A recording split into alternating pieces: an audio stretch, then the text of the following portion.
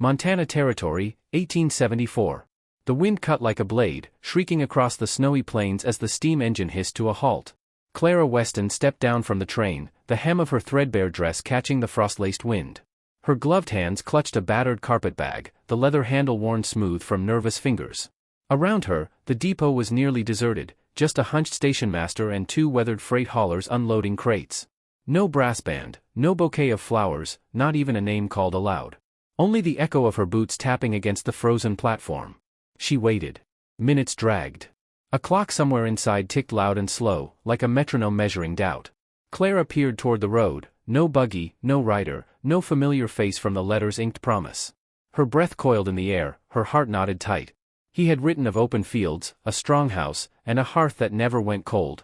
"You'll never be lonely here," Henry Dalton had assured in cursive shaped by calloused fingers. "I've known too much sorrow, Clara. I don't want to spend another winter alone." But the winter had come early, and she was very much alone.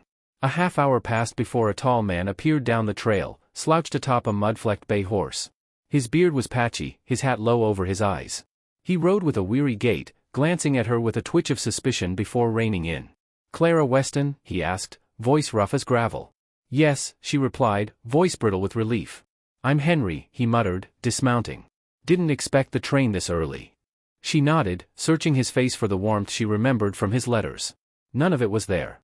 No familiar smile, no awkward charm. But perhaps months in the cold stripped men of sweetness. Perhaps it was nerves. After all, she was frightened too. He led her to a rickety wagon hitched beside a water trough. The ride was silent, the only sound the creak of wheels and the distant yip of coyotes. The snow thickened, turning the hills into shapeless ghosts. Clara's questions, "How far is the ranch? Do you have help? Is there livestock?" met with grunts or silence. She folded her hands tightly in her lap. By nightfall, they reached a splintered shack squatting in a hollow, its roof sagging like an old man's shoulders. There was no barn. No animals. No lanterns burning in windows. "Here?" she asked, a chill coiling in her spine. Henry didn't answer. He pushed the door open. Inside, one cot, a broken stove, and the scent of mold. "Best get some rest," he muttered, tossing a blanket her way. "I'll fetch wood." She didn't sleep much that night. Her mind spun with unease, doubts mutating into dread. But she told herself stories, maybe the house was under repair, maybe he was too shy to explain. Maybe love took patience. Morning brought bitter sunlight and a colder truth. He was gone. So was her bag. And the pouch of coins she'd sewn into the lining of her coat. Even her boots, her only sturdy pair, had been swapped with ones too small, left like an insult near the door. She stumbled outside, numb fingers clutching her shawl. The wagon tracks were already fading under fresh snow. The air had gone dead quiet, as if the land itself recoiled from her humiliation. She walked. Hour after hour, across an endless field of bone-white snow. Her skirts dragged, wet and heavy, catching on thorny brush. Hunger gnawed at her stomach. A coyote howled in the distance, lonely, urgent. By afternoon, her legs gave out. She collapsed beside a scrub pine, breath ragged. Ice crystals clung to her lashes. Her fingers no longer hurt, they simply didn't move. Somewhere far above, the clouds churned like smoke. Her heart beat slower, like a tired drum. She dreamed of Boston, not the soot and the factories, but the warmth of a sewing room where laughter once echoed among the girls. She saw her sister's face, lost to typhus. She saw herself younger, braver, packing the bag that no longer existed. Then came the wolves. She heard them before she saw them, low growls, moving shadows at the tree line. One stepped forward, fur matted with snow, yellow eyes locked onto her like she was already meat. She couldn't move. She closed her eyes. The growl turned into a snarl, and then, the crack of a rifle split the air. Another shot. A bark of pain. The sound of hooves pounding over frozen ground. She opened her eyes to a blur, a rider cutting through the falling snow, his coat flapping like wings, his rifle still smoking. The wolves scattered into the forest. The rider dismounted and approached, bootsteps muffled by the snow. Clara tried to speak, but only a rasp escaped her throat. He knelt beside her. A face, sharp with caution and shadowed by days of unshaved stubble, looked her over. He said nothing, just took off his coat and wrapped it around her. The last thing she remembered before blacking out was the warmth of his arms lifting her off the ground, and the slow, deliberate way he carried her, as if she weighed more than she ever had before. Not in pounds. But in worth. And somewhere inside her, a quiet ember flared back to life. The world returned in fragments. First, the scent of smoke, pine and birch, sharp and clean. Then warmth, not imagined but real, curling around Clara like a blanket drawn from memory. Her eyes fluttered open to rough-hewn logs and a crackling fire. A cabin. Modest, solid, alive with quiet. She tried to sit. Pain flickered through her limbs, stiffness clinging like frost. A chair creaked nearby. A man stood there, tall and broad, scraping the edge of a knife against a block of wood. Not the man from the train station, this one held silence like a shield. He turned, catching her gaze. Hazel eyes, piercing, unreadable, met hers. His face was gaunt, lined by sun and sorrow. Dark hair brushed his shoulders, streaked with premature silver. He looked at her for a long moment before returning to the knife. "You're safe," he said. His voice was low, rough like it hadn't been used in days. "Where am I?" "My place. Found you near Cold Rock Ridge. Lucky the wolves spooked easy." She swallowed, her throat dry and raw. "How long have I been here?" 2 days. "Do you have water?" He nodded once, moved to a shelf, poured from a clay jug into a tin cup, and brought it to her. His hands, though calloused, were careful. "Thank you," she said. He said nothing in return, only went back to carving. Later, she tried to ask more, where he'd come from, what his name was, but he offered little. She gathered fragments instead. His name was Samuel Kane. He lived alone.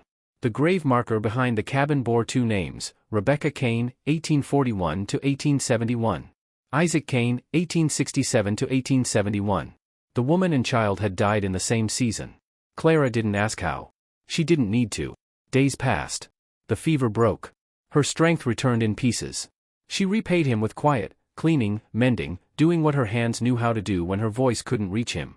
When she offered to leave, he shook his head. "You won't make it 10 miles in this weather. You stay. Till you're whole."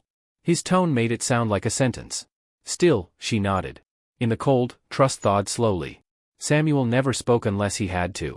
He rose before dawn, chopped wood, fed the hens, and vanished into the woods with his rifle. He always came back.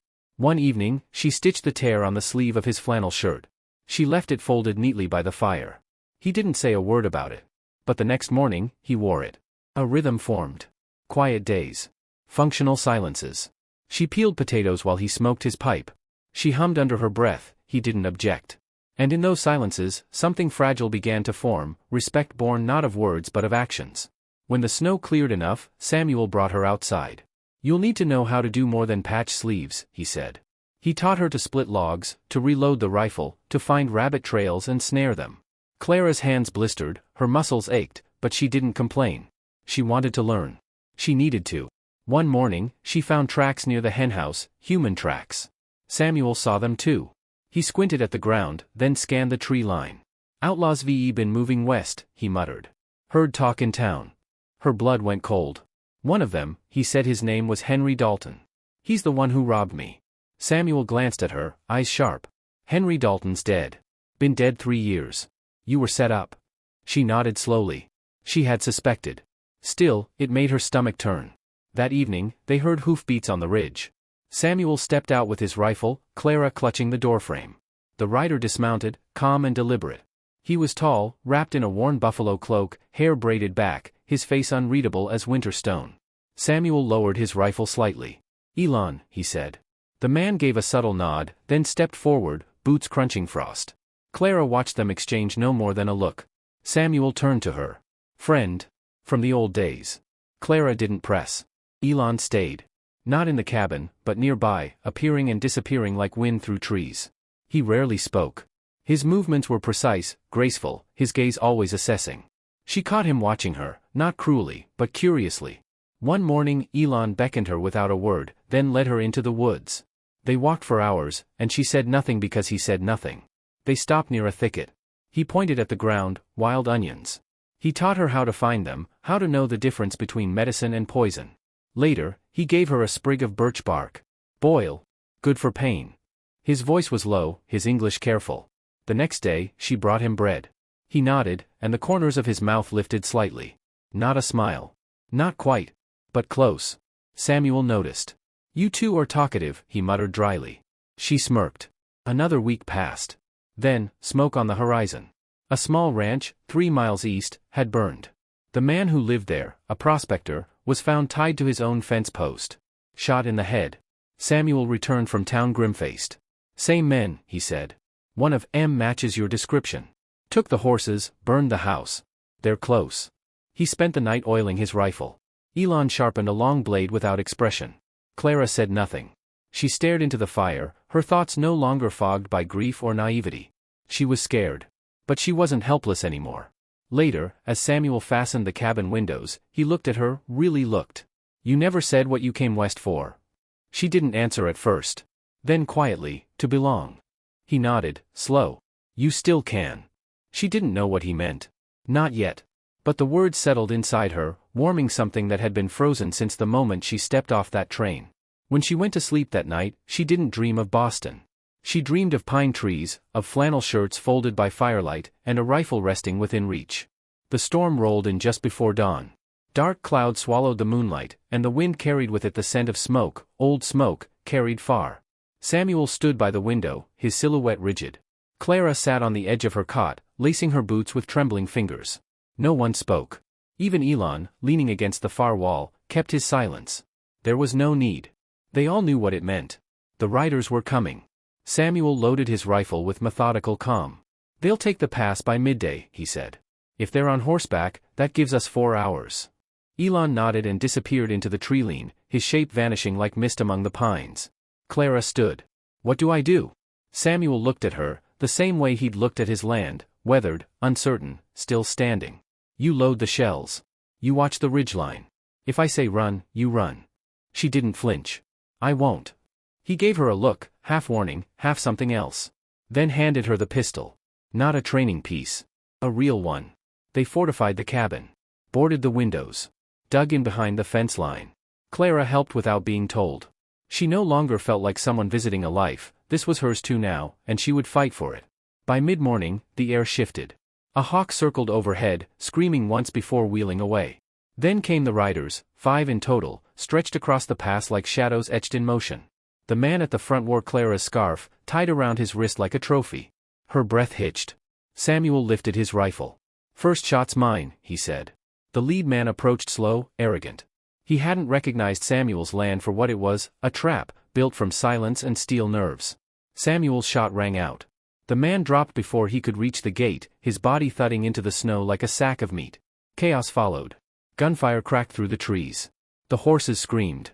One outlaw fell off his mount, tumbling into a snowdrift. Another charged the fence line, pistol blazing. Clara ducked, returned fire, her first shot going wide, but the second caught him in the shoulder. He spun and vanished behind the barn. Samuel moved like a ghost, rising, firing, vanishing. Elon reappeared on the far ridge, loosing arrows with terrifying precision. One rider tried to flank left, he didn't make it 10 steps before Elon's arrow pinned him through the throat. But the fourth man, he was different. He came around back, slipped through the stable, and hit Clara hard across the jaw as she reloaded. She went down, pistol flying into the hay. The man stood over her, dark hair, cruel grin. "You're the girl from St. Louis," he sneered. "Ain't you a stubborn little thing?" Clara scrambled back, her fingers bloody and raw. He lunged, and she grabbed a broken hoe handle from the corner and drove it into his leg. He screamed, stumbling, and she slammed the barn door shut behind her, barring it with a rusted shovel. He pounded against it like an animal, howling threats and curses. She ran, lungs burning, back toward the cabin.